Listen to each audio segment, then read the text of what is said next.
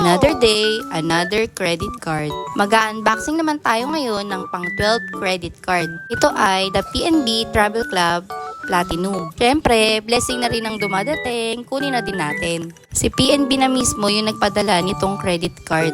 Pala desisyon talaga tong si PNB. Wala man lang din text kung approve. Bigla na lang magte-text ng for delivery na agad tong card na to. Pero okay na din kasi marami din siyang benefits at saka wala siyang annual fee. Then magkakaroon ako ng welcome gift discount pagka-activate itong card ko.